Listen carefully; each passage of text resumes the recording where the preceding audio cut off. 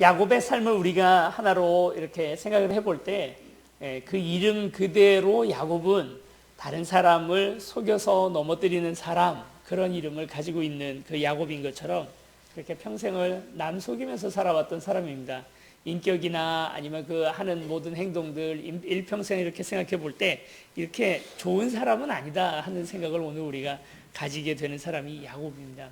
근데 왜 하나님께서 에서가 아니고, 에서는 사람 참 좋잖아요. 능력도 있고 사람도 좋고 쿨하고 그런 사람이 바로 에서인데, 왜 에서를 선택하지 않으시고 하나님께서 이 야비한 사람 야곱을 선택을 하셔서 그를 성경의 주인공으로 삼으셨을까? 생각해 보면 야곱과 에서의 가장 극명한 차이는, 인격적으로는 에서가 훨씬 훌륭할지 몰라도 야곱은 하나님이 소중하다 하는 사실에 대해서 분명히 알고 있었습니다. 에서는 그의 장자권도 쉽게 팥죽 한 그릇에 팔아버렸고, 그리고 또 하나님께 그렇게 막 큰 열심이나 이런 것 없었던 사람이 에서죠. 그런데 그에 비하면 야곱은 목숨 걸고 하나님께 축복받기를 원하고 하나님의 은혜 가운데 살기를 원했던 사람이 야곱입니다. 야곱이 부모로부터 축복을 받는 것 때문에 에서와 싸우잖아요. 우리 가끔 우리 가정 내도 보면 유산 문제 때문에 자녀들이 서로 형제들끼리 싸우고 하는 모습들을 보게 됩니다. 여러분 어떻게 우리 자녀들한테 남겨주실 유산들이 좀 많이 준비되어 있으신가요? 뭐 물려주실 게 있나요? 공이 몇 개인지 잘 세기 힘든 그런 통장, 아니면 뭐 부동산 어디에 있는지조차 다 알지 못하는 뭐 몇천 평 땅 뭐 이런 거 다 준비해 놓으셨죠? 연말이 되면 이렇게 유서를 쓰시는 분들이 가끔 있더라고요. 뭐 그냥 연말에 한 번씩 그냥 계속 유서를 쓰시는데, 거기다 이제 그런 내용들 쓰지 않겠습니까? 뭐 그동안 주고받았던 상처 같은 거 생각하지 마라 뭐 이런 얘기 좀 쓰다가 뒤에 가면 이제 엄마가 사용하는 단스 두 번째 서랍에 보면 그 인감도장하고 통장이 있으니까 그거 잘 챙기고, 인감도장은 아무한테나 주지 말고 뭐 이런 얘기 다 쓰겠죠. 여러분이 만약 지금 유서를 쓰신다면 무엇을 여러분 유산으로 남겨주겠습니까?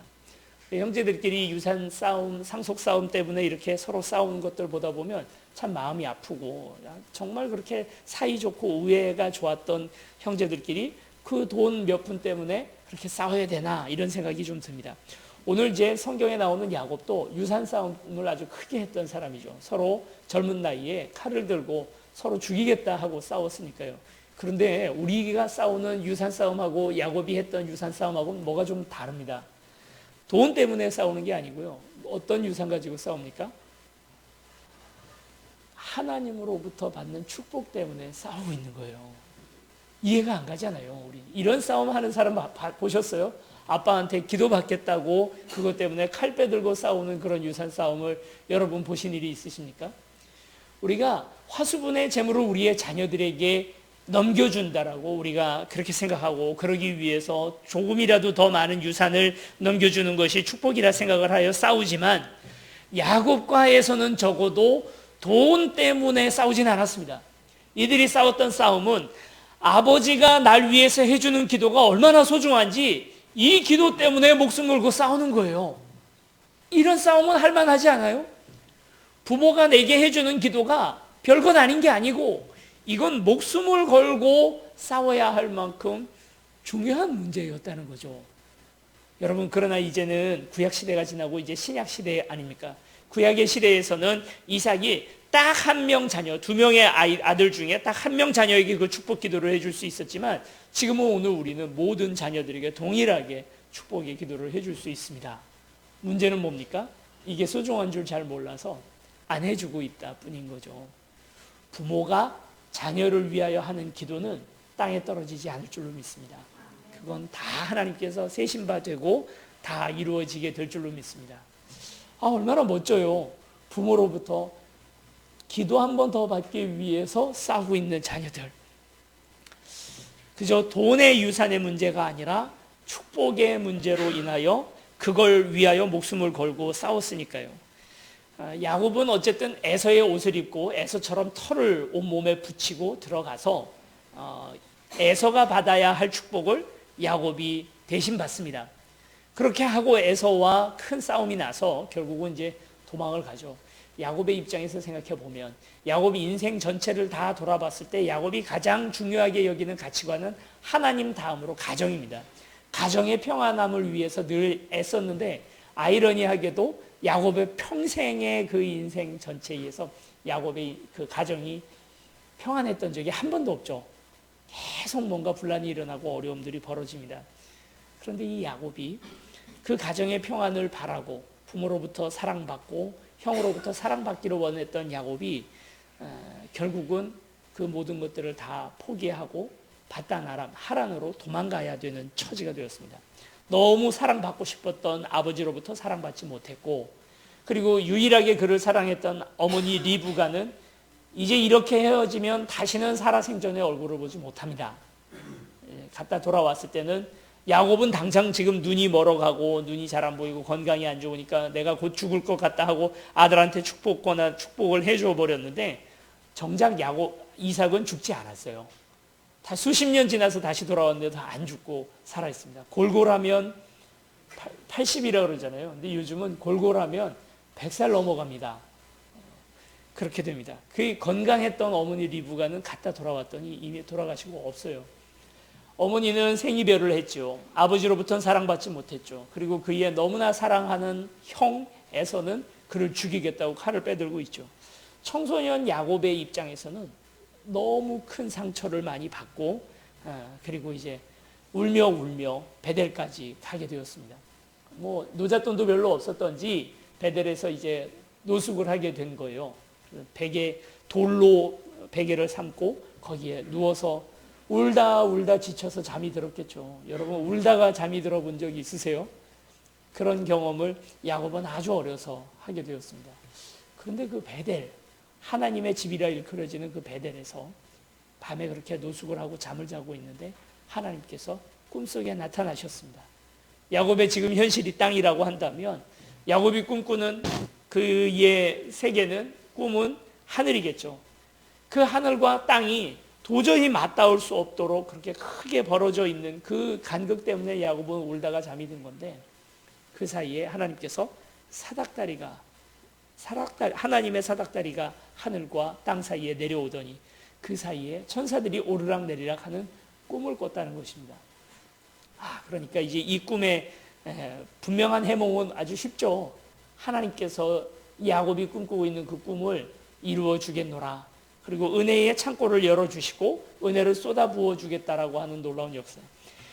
아버지가 자녀를 위하여 해줬던 기도가 바로 그 다음 날부터 효력을 발휘하는 것입니다. 거기서 야곱은 분명한 하나님을 만나고 체험하고 하나님 앞에 다음날 아침에 일어나서 꿈속에도 얼마나 큰 은혜를 많이 받고 위로를 받았던지 일어나자마자 그곳에다가 돌제단을 쌓습니다. 지금 야곱이 돈 한 푼 없고 그리고 양 한 마리 없다 보니까 하나님 앞에 올려드릴 재물은 없어요. 제단만 그냥 쌓습니다. 그리고 그 앞에 무릎을 꿇고 내가 다시 바단 아람을 갔다가 무사히 가나안 땅으로 다시 돌아오게 된다면 이곳 베델에 다시 돌아와서 하나님의 제단을 쌓아 바치겠습니다. 그리고 11조를 하나님 앞에 드리고 모든 하나님 앞에 신앙의 의무를 다하겠습니다 하고 그렇게 약속을 하고 언약을 했던 곳이 바로 베델입니다. 그리고 우리가 아는 것처럼 하란에 가서 수십 년 동안 그곳에서 고생하고 그러면서 다시 돌아오게 되는 거예요. 마치 예전에 정주영 회장이 소 한 마리 끌고 서울 올라와서 자수성가 했던 것처럼 그만큼도 못한 거죠. 아무것도 없이 양 한 마리 없이 맨손으로 하란에 가서 자수성가합니다. 그렇게 해서 모든 일들이 다 이루어지고 나니까 아내가 넷이고 아들이 12명이고 그리고 딸 1명, 그리고 아주 거대한 거부가 되어서 양과 소와 이런 것들을 다 끌고 다시 가나안 땅에 돌아온 거죠. 여러분 신앙생활 하는데 우리 그런 생각들 하잖아요. 지금은 내가 지금 쪼들리고 아니면 좀 어떤 해야 될 목표가 좀 있어서 하나님 앞에 최대한의 해야 할 의무를 다하지 못하고 이렇게 신앙생활 하지만 하나님께서 요 일만 이루어지면, 요거만 이루어지면 주시면 그럼 내가 그때부터 신앙생활 잘해야지 하고 다들 꿈꾸지 않습니까? 한 10억 생기면 신앙생활 잘할 수 있을까요? 한 100억 생기면 그러면 신앙생활 잘할 수 있을까요? 100억 정도 생기면 11조도 하고요. 교회도 하나 짓고요. 그리고 뭐도 하고 막 하면서 그러면 신앙생활 잘할 수 있을까요? 놀라운 사실은 형편이 나아지면 나아질수록 신앙은 그 형편과는 상관없이 떨어지는 사람도 참 많다는 것입니다.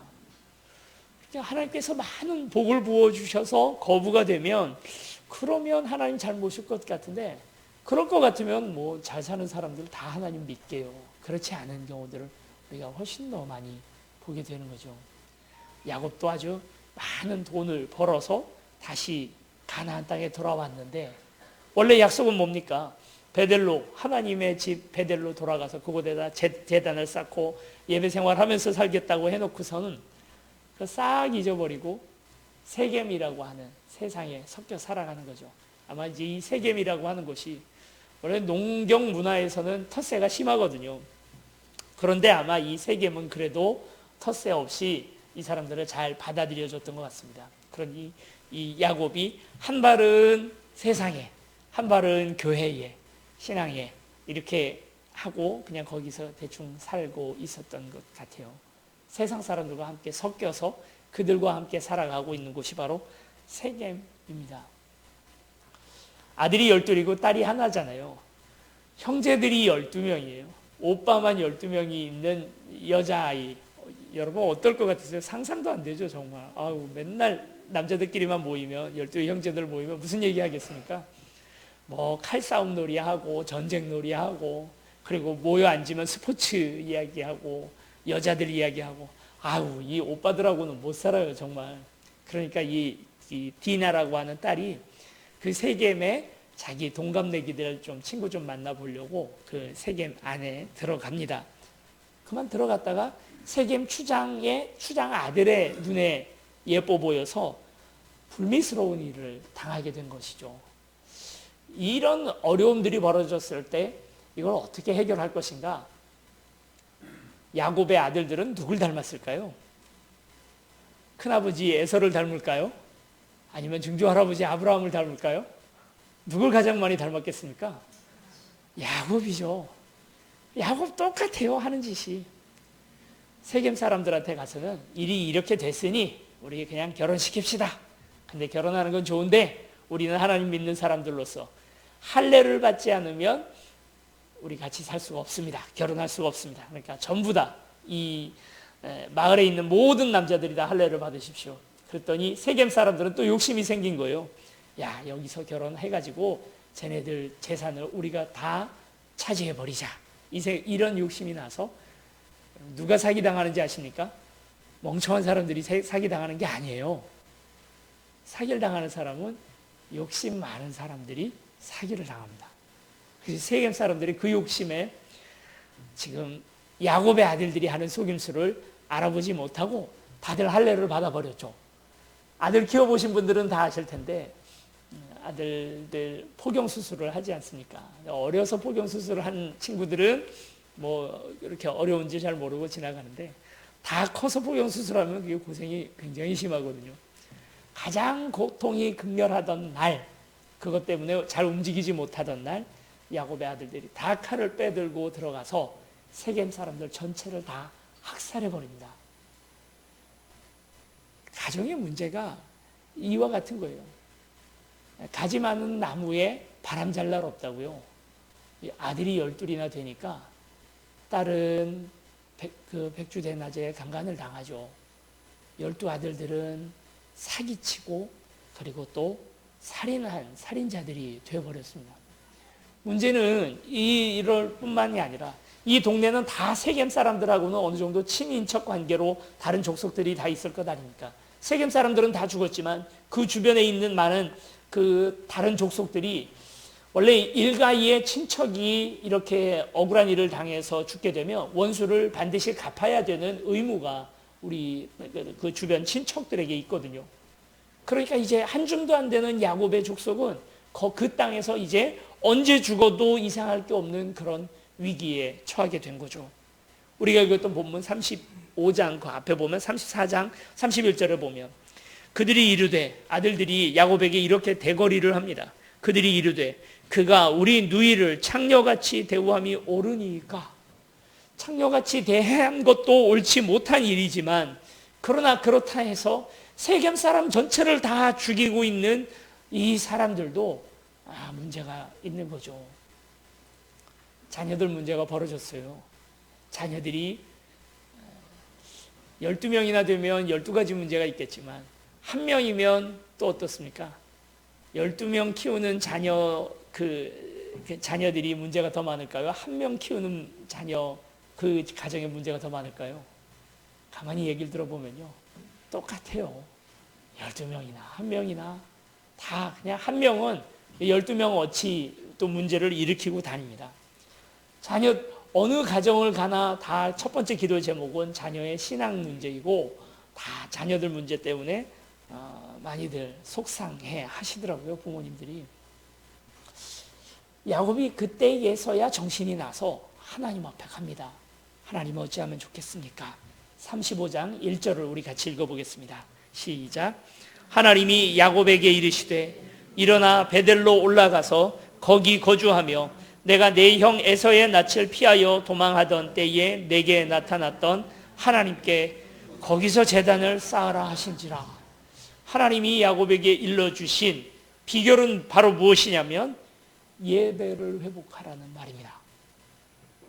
뭔가 자녀들을 어떻게 가르쳐라, 아니면 어떻게 이 문제를 해결해라, 어디로 도망가라, 아니면 어떻게 무장해서 어떻게 싸워라 하는 이야기를 해주시는 게 아니라, 네가 처음 나랑 약속했던 베델로 올라가서 그곳에서 예배부터 드려라 하는 이야기를 하는 거죠. 여러분, 오늘 우리 가정에 어려움들이 있으십니까? 자녀들 문제 때문에, 자녀들의 신앙 때문에 어려움들이 있으십니까? 가정의 예배부터 회복되는 여러분의 가정이 되기를 축원합니다. 여기에 아무 답이 없을 것 같지만, 이것이 변죽으로 울리는 것처럼 전혀 다른 문제인 것 같지만, 이 안에 답이 있습니다. 물론 베델로 야곱과 야곱의 아들들이 올라갑니다. 올라갔다 다시 돌아와서도 야곱의 아들들은 여전히 부도덕하고 사기치고 또 야곱을 수시로 속이고, 심지어는 그의 동생 요셉을 팔아넘기기까지 하지만, 하나님의 천천히 이루어지는 이 변화는 이날부터 시작되는 거예요. 가정에서 예배 드리고 예배로 바로 서고 그의 가장 야곱부터 하나님 앞에 무릎 꿇기 시작하니까, 이제 결국은 나중에 12명의 이스라엘의 거룩한 지파로 거듭나는 조상들이 다 되는 것 아니겠습니까? 처음부터 그게 술술 되면 얼마나 좋아요. 한 번 예배 딱 드려봤는데 그래도 자녀들이 또 속썩인다, 그럴 게 아니라, 그러더라도 끝까지 믿고 자녀들을 붙들고 예배 드리는, 예배가 살아있는 가정이 되다 보면 하나님께서 역사하는 역사가 크게 일어날 줄로 믿습니다. 베델로 올라가야 돼요. 직선거리로 세겜에서부터 베델까지는 50km, 60km 정도 떨어집니다. 며칠을 올라가야 됩니다. 그 사이에 분명히 세겜의 원수를 갚겠다고 어떤 족속이건 와서 이제 이 야곱의 한 줌도 안 되는 가족들을 다 기습할 수 있습니다. 베델로 올라가려면 뭐 준비부터 해야 됩니까? 그러면 무기를 준비해야 되겠죠. 기습당하지 않으려면 무기를 준비하고요, 그리고 무장을 하고 갑옷을 입고 그렇게 하고 올라가야 되는 건 아닙니까? 이제 전쟁이 나면, 저는 전쟁을 경험해 보진 않았습니다만 전쟁을 경험해 보신 분들도 계시잖아요. 전쟁 나면 제일 중요한 게 뭐일 것 같습니까? 뭐가 제일 중요한가요? 뭘 챙겨야 되나요?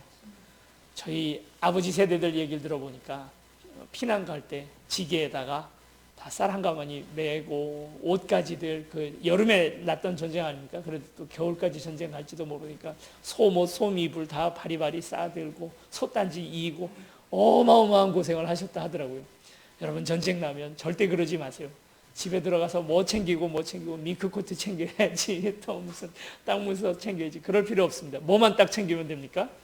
금만 있으면 됩니다. 제일 중요한 건 금이에요. 전쟁 나는데 현금은 전쟁 나면 뭐 인플레이션, 디플레이션 막 어마어마하게 오르락내리락 하기 때문에 그런 거 다 아무 소용 없어요. 땅 문서 이런 거 다 필요 없습니다. 어차피 동사무소에서 잘 가지고 있을 거니까 신경 쓰지 마시고 금만큼은 반드시 챙겨야 됩니다. 왜냐하면 전쟁이 나도 어떤 사태가 벌어져도 금은 값이 떨어지지 않거든요.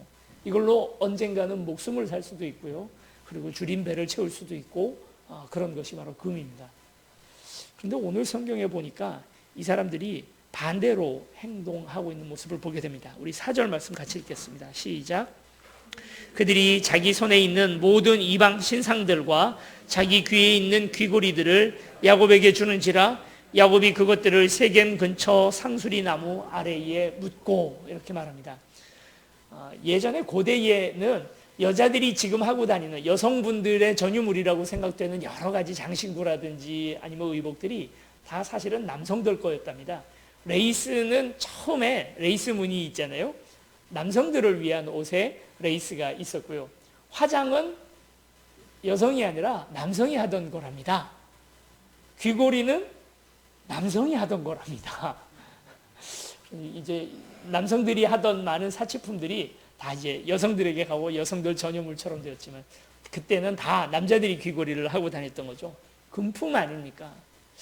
이방 신상을 깨버리는 것은 이해가 갑니다. 그런데 이걸 금이나 이런 장신구들을 다 파묻어 버리는 것은 잘 이해가 안 가죠. 야곱의 가족들이 이제 뭘 의지하기로 했냐면 돈이나 아니면 이방 신상에 의지해서 살겠다고 살아왔던 그것을 다 포기하고 이젠 그 모든 것들을 땅에다 묻고 하나님만 의지하고 가기 시작을 한 겁니다. 베델로 올라가기로 한 것입니다. 여러분, 오늘 우리가 교회의 진정한 힘, 신앙인의 진정한 힘은 어디에서부터 오겠습니까? 무엇이 오늘 우리를 가장 무섭게 하는 힘일까요? 다윗이 이전에 골리앗과 싸우러 갑니다. 골리앗은 싸움 훈련을 아주 어려서부터 했던 사람인데다가 키가 2m 50이 넘는 장신이고 거구에다가 최신의 무기를 다 장착을 하고 칼과 창과 방패, 단창 같은 것이 배틀채만한 그런 창을 들고 앞에 섰습니다. 그리고 이스라엘을 향하여 도전하기를 나와 싸우자. 너희들은 다 메뚜기같이 오늘 다 숨었느냐 하면서 이스라엘 사람들을 도전을 하죠. 그때 다윗이 무엇을 가지고 싸우러 나갑니까? 만약에 다윗이 그때 칼과 창과 단창을 가지고 싸우러 나갔다면 모르죠. 또 하나님께서 요행 이기게 해주셨는지도 모르지만 다윗의 방법은 아주 간단합니다. 칼과 창과 단창은 골리앗이 잘하는 싸움이에요. 내가 이 싸움판에 칼과 창과 단창을 가지고 나가서 싸우면 그 싸움, 골리앗이 걸어온 싸움에 내가 휘말려 들어갈 수밖에 없습니다. 이길 확률이 별로 없어요. 그러나 다윗은 자기가 잘하는 걸 가지고 나간 거죠. 물맷돌만큼은 자신이 있거든요. 이걸로 이길 자신이 있는 거죠. 여러분, 오늘 우리가 교회가, 신앙인이 무엇으로 세상과 싸워서 이길 수 있겠습니까? 우리는 교회도 세상이 싸우는 싸움판 안으로 자꾸 들어가요. 그래서 돈의 싸움, 숫자의 싸움, 그리고 교회에 다니던 사람이, 장로가, 권사가, 그런 분들이 세상에서 국회의원이라든지 아니면 대통령이라든지 이런 데 몇 명이 나가 있나, 이런 것으로 우리가 싸울 수 있다고 생각을 하고 착각을 하고 싸웁니다. 세상 싸움판 안에 그들이 만들어 놓은 룰과 그들이 만들어 놓은 싸움판 안에 우리가 들어가면 백전백패인 거죠. 여러분, 가끔 제가 하는 이야기입니다만, 제가 만약에 추성훈 뭡니까? 이렇게 싸움 잘하는 그 추성훈하고 링 위에 올라가서 결투를 하면 제가 어떻게 이기겠습니까? 세카나오 땡 1, 2, 3 바로 켜옵니다. 못 이기죠. 제가 김연아 선수와 싸운다고 피겨 하겠다고 스케이트화 신고 들어가서 거기에서 승부를 겨루면 어떻게 되겠습니까? 저는 일단 얼음판 위에 서지를 못합니다. 싸움이 안 되죠. 유현진 선수하고 야구로 제가 겨루면 어떻게 되겠습니까? 당연히 집니다. 제가 그들을 이길 수 있는 방법은 뭘까요? 유일한 방법 하나 있습니다.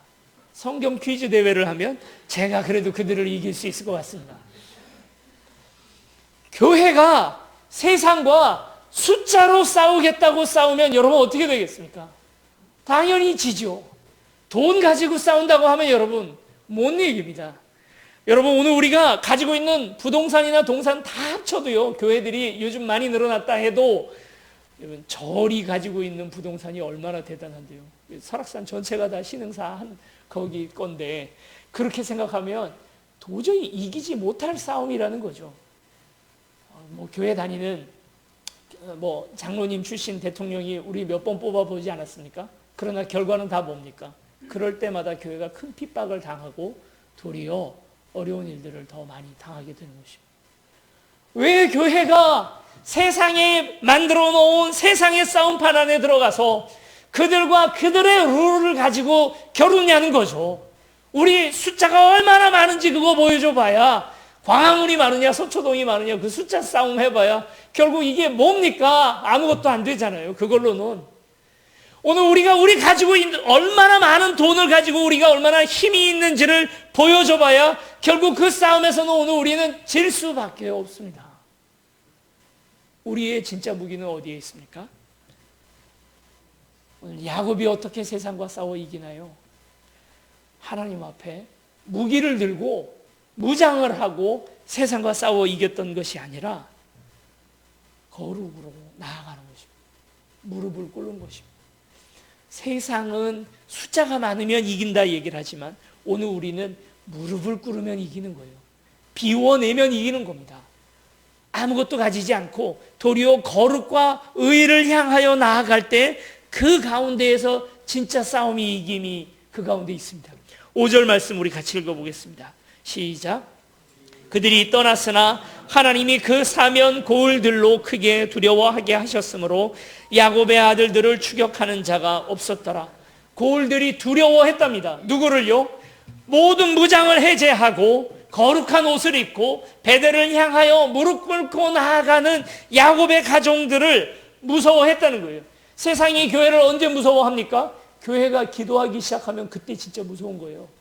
세상 사람들이 교회를 언제 무서워합니까? 우리가 의롭게 이 땅 살아가기를 원하고 하나님 앞에 무릎 꿇고 기도하기 시작하면 그게 진짜 무서운 거예요. 교회의 무서움은, 교회의 무기는 이 안에 있습니다. 세상 따라가지 말고 세상 자랑 오늘 우리 버리고 하나님 붙들고 살아야 되는 것 아닙니까? 왜 근데 자꾸 세상의 싸움판 안에 들어가서 거기에서 놀아주냐는 거죠. 우리 세움교회는 그런 교회 되지 않기를 축원합니다. 세상에 위력을 발휘하는 교회가 아니라 기도함으로, 무릎 꿇음으로, 경건히 하나님 앞에 나아감으로 세상이 감당치 못할 사람들이라고 일컬음을 받는 그런 교회가 되기를 축원합니다. 세상은 그게 무서워요. 우리가 기도할까 봐 두려워합니다. 사탄이 가장 무서워하는 것이 바로 교회가 기도하고 하나님 앞에 무릎 꿇는 바로 그 모습을 가장 두려워한다는 거죠. 야곱이 이 베델로 올라가는데요. 베델이 어떤 곳입니까? 하나님의 집. 처음 야곱이 하나님을 만났던 바로 그곳 아니에요. 그곳을 향해 올라가는 거예요. 제가 잘 아는 어느 목사님 딸이 있었는데 제가 그 교회에 의해서 교육전도사를 할 때였습니다. 청년부 맡아서 그 청년부에서 사역을 하고 있었는데 그 목사님의 큰딸이 아주 성격이 너무너무 까칠하고 못된 그런 성격을 가지고 있습니다. 어느 청년이나 다 그 목사님 큰딸을 보면 두려워 떨고 말 붙이기도 힘들어하고 그럽니다. 이 딸은 뭐 이렇게 신앙도 별로 이렇게 없고요. 억지로 아버지가 나가라고 하니까 억지로 청년부 나와서 모임에 모였어요. 다 둘러앉아서 하나님의 말씀을 이제 나누고 있는데 그날 이제 주제가 뭐였냐면 언제 하나님이 살아계신 걸 깨달았느냐 이제 이런 걸 같이 이야기 나누고 있습니다. 다른 청년들 다 얘기했는데 이제 그 청년 차례가 되니까 다들 이제 청년들이 에이 저긴 그냥 전 오늘도 말 안 할랍니다 하고 그냥 지나가겠지 하고 생각을 했어요. 그런데 이 청년이 갑자기 입을 열더니 얘기를 하는 겁니다. 저는 하나님이 살아계신 것 같아요 라고 얘기를 하는 거예요. 그래서 이제 다들 약간의 감동과 그리고 의외의 그런 충격을 받으면서 이제 이 청년을 쳐다보고 있는데 언제 그렇게 생각했느냐? 저는 한 번도 하나님을 경험해 본 적이 없고 하나님 만나본 적이 없지만 우리 아버지가 살아온 삶을 생각해 보니까 하나님 살아계신 것 같습니다. 이 아버지가 안수 집사까지 되셨다가 다시 신학을 해서 목회를 시작을 하시고 담임 목사님 되신 분이셨거든요. 그리고 그 삶 가운데에서 너무나 많은 고생을 많이 하셔가지고 교회에서 사역하고 사역이 끝나면 또 바나나를 가락시장에서 띄어서 그걸 가지고 고속도로 막히는 곳에서 그 바나나 팔고 이런 고생을 해가면서 쌀 한 포대가 없어서 그것 때문에 굶고 라면 하나 가지고 5식구가 나눠 먹고 이렇게 사셨던 분이 그 목사님이시거든요. 그 살아왔던 삶, 나누면서 많은 사람들과 함께 삶을 나누면서 살아왔던 그 삶을 생각하니 하나님 분명히 살아계신 것 같다고 그렇게 고백을 하는 것입니다. 여러분, 오늘 우리의 자녀들을 데리고 내가 처음 하나님 만났던 베델로 올라가는 저와 여러분들이 되시길 축원합니다. 우리의 자녀들에게 뭘 남겨주시겠습니까? 어떤 유산을 남겨주실 수 있겠습니까? 화수분의 재물, 여러분 어떻습니까? 많은 유산을 받은 사람들 이렇게 보면 저 포함해서 다들 그 유산들 단 몇 년 지나지 못해서 다 까먹습니다. 여러분은요, 한 10년, 20년 맨날 입던 그 옷 입어가면서 내 옷 그렇게 하면서 그 돈 모아가지고 자녀들에게 고이 남겨주고 가죠. 자녀들은 그거 그냥 단 며칠 만에 톡 털어 먹어버립니다. 뭘 그걸 그렇게 남겨주려고 애를 쓰세요? 나는 이게 아주 소중한 거라 해서 시골에 집을 다 해가지고 다 주지만 그거 자녀들은 여러분 돌아가시면 그대로 팔아가지고 그거 가지고 그냥 얼마 안 있어서 다 끝나고 맙니다. 자녀들에게 우리가 남겨줄 수 있는 가장 소중한 건 하나님 아니에요? 나와 함께 하던 하나님이요. 여러분 보세요. 아브라함이 이삭에게 재산을 물려주죠. 그렇지만 이삭으로부터 야곱은 한 푼도 받지 못했습니다. 나중에 야곱은 다 자기 자수성가해가지고 다시 자기의 재산을 만들어 가지 않습니까? 그러면 요셉은 어떻습니까? 요셉도 야곱으로부터 한 푼도 받지 않습니다. 그러나 아브라함이 이삭에게, 이삭이 야곱에게, 야곱이 요셉에게 물려준 게 하나 있죠. 뭐였습니까? 땅도 한 평 못 주었고, 그리고 양도 한 마리 못 물려줬고, 돈도 하나 못 물려줬지만 오직 신앙만큼은 확실하게 물려주었습니다. 여호와 하나님을 물려주었죠. 우리의 자녀들이 지금은 우리 손 붙들고 살지 않습니까? 우리에게 많이 의지하며 살아가지만 여러분 어떻습니까? 우리가 평생 그 자녀들 함께 따라다닐 수 있나요? 언젠간 손 놓아줘야 되잖아요. 아브라함은 본토 친척 아비집을 떠났을 때의 성경의 주인공이 되고, 이삭은 아브라함의 장막에서부터 나와서 자기 장막을 차지할 때의 성경의 주인공이 됩니다. 그리고 야곱은 바단 아람으로 도망가던 그 순간부터 부모의 곁을 떠나면서부터 성경의 주인공이 됩니다. 요셉은 형들로부터 팔림을 당해서 이집트로 내려가면서부터 성경의 주인공이 됩니다. 부모를 떠날 때, 부모의 손을 놓을 때, 그때 하나님께서 그 손을 대신 붙들어 주시는 겁니다. 내 평생에 나를 붙들어 주셨던 그 하나님이 내 자녀의 손을 붙들어 주실 줄로 믿습니다. 우리 11월 10일 날 가족 초청 주일, 그래서 여러분 주보에다 하나씩 끼워드렸는데요. 우리가 혈연으로 가정이 되는 게 아니라 예수 그리스도의 보혈로 진정한 가족이 되기를 축원하면서 먼저는 오늘 우리의 가정을 구원하자. 우리 가족의 내 자녀들, 내 배우자, 그리고 또 우리의 부모님들, 우리 일가 친척들부터 구원하자 해가지고 이렇게 가족 초청 축제를 시작을 합니다. 이날은 처음에는 이제 이런저런 생각을 했습니다. 연예인을 한번 초청을 하면 어떨까? 다른 교회에서 하는 것처럼 언젠가는 뭐 그분들 중에도 아주 굉장히 은혜롭게 간증하시는 분들도 계시니까 그런 분들도 한번 모셔서 도전받아도 좋겠습니다만, 그러면 어떨까? 또 어떤 뭐 쇼나 아니면 재미난 어떤 이벤트를 하면 어떨까?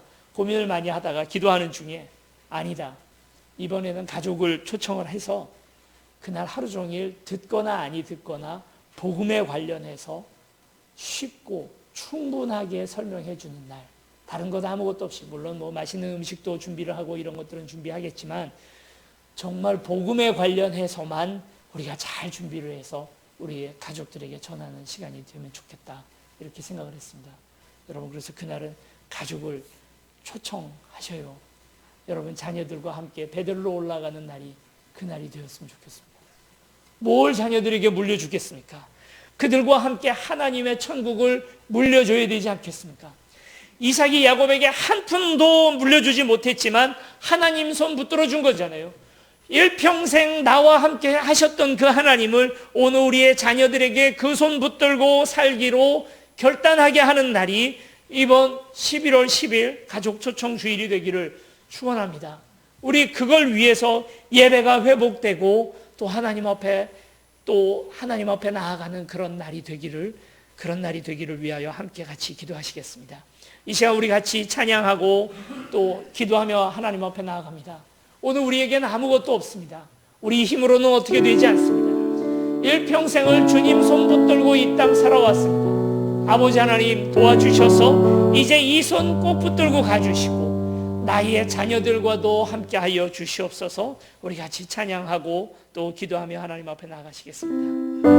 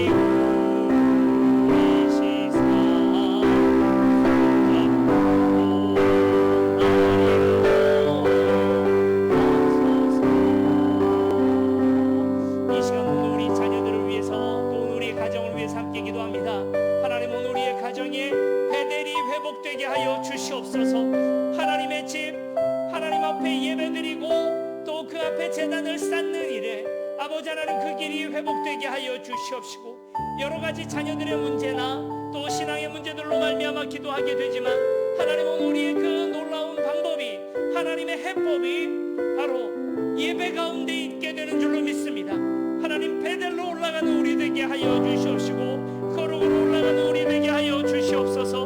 함께 동성으로 기도하시겠습니다. 사랑과 은혜 많으신 아버지 하나님, 주님 손 붙들고 주님 앞에 나아갑니다. 베델을 향하여 나아갑니다. 처음 우리를 만나주셨던 하나님과의 첫사랑을 향하여 나아갈 때 아버지 하나님 오늘 우리를 붙들어 주시고 함께하여 주시사 그 결단이 오늘 우리 모두에게 있게 하여 주시옵시고, 하나님 앞에 온 식구들이 같이 나아가기를 원합니다. 온 가족이 하나님을 부르짖고 나아가기를 원합니다. 아버지 하나님 오늘 우리를 붙들어 주시옵소서. 우리와 함께하여 주시옵소서. 오늘 우리 가정에 축복하여 주시옵소서. 주님의 놀라운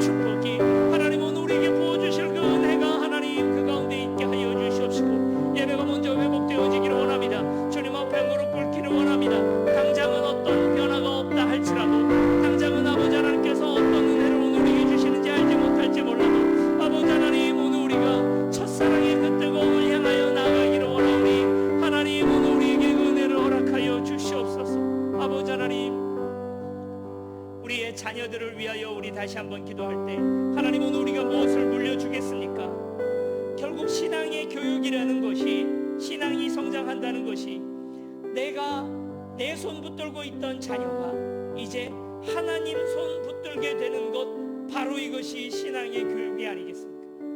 오늘 우리의 자녀들 엄마 손 놓더라도, 아빠 손 놓더라도 이제 하나님 손 붙드는 아이들 되게 도와주시옵시고, 나는 수십 년 그저 그들의 부모의 역할을 하는 것뿐이지만 하나님께서는 영원히 그들을 붙들고 그들과 동행하여 주시옵소서. 우리의 자녀들 위해서 함께 같이 기도하시겠습니다. 사랑문에 많으신 아버지 하나님, 하나님 야곱의 12 아들들처럼 오늘 우리의 자녀들 문제를 놓고 같이 기도할 때에 아버지 하나님, 오늘 우리 안에 여러 가지 마음의 아픔과 걱정과 근심이 있음을 주님 앞에 고백합니다. 화소분의 재물을 그들에게 물려줄 수 있는 건 아니지만 아버지 하나님, 그들에게 오직 한 가지, 여호와 하나님을 물려주기를 원합니다. 살아계신 하나님의 손을 그들이 붙들고 살아가기를 그들에게 가르치기를 원합니다. 아버지 하나님, 그들에게 복음의 놀라운 은혜와 우리와 함께 하시는 역사를 오늘 그들에게 보여주기를 원합니다. 아버지 하나님, 오늘 은혜를 내려주셔서 오늘 우리의 자녀들이 하나님 안에 설 수 있도록 도와주시고, 아버지 채워주시고, 하나님 그들에게 은혜를 채워주시옵소서. 아버지, 주님 붙들고 살아가는 삶을 그들이 깨달아 알 수 있도록 도우시고, 아버지여 도와주시옵소서. 우리 마지막으로 기도할 때 교회를 위해서 기도하기를 원합니다. 어떤 대형교회 목사님은 그의 아들에게 교회를 물려주었다고 합니다. 그러나 오늘 우리가 해야 할 일은 정말 좋은 교회, 거룩한 교회, 아버지 하나님께서 기뻐하실 만한 그런 귀한 신앙의 모든 모습들을 우리의 자녀들에게 물려주기를 원합니다.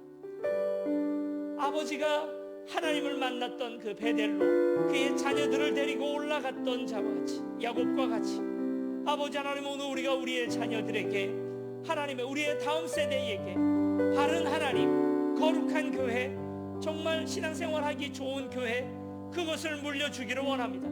하나님, 오늘 우리 세운 교회가 그런 교회 될 수 있도록 도와주시옵시고, 오늘 우리의 자녀들에게 신앙이 대대손손 내려갈 수 있는 귀한 교회 되게 도와주시옵소서. 함께 기도하시겠습니다. 아버지 하나님, 하나님, 오늘 우리가 무엇으로 주님 물려주겠습니까? 하나님, 어떤 교회를 물려주겠습니까? 아버지 하나님, 세상과 싸워 이길 수 있는 거룩이 있는 교회, 세상이 두려워하고 아버지 하나님 감당치 못할 만한 아버지 하나님 그런 믿음의 오늘 우리 가운데 있게 하여 주시옵소서. 세상이 감당치 못할 사람들이라 불려지게 하여 주시옵소서. 하나님, 오늘 우리 교회가 물려줄 만한 아버지 하나님 귀한 교회가 되기를 원합니다. 하나님, 그런 모습들이 있지 않을 수 있도록 도와주시옵시고, 주께서 오늘 우리에게 주신 그 믿음, 주님 손 붙들고 살아가는 그 하나님의 삶의 태도들이 우리 가운데 있을 수 있도록 도와주시고 함께 주시옵소서.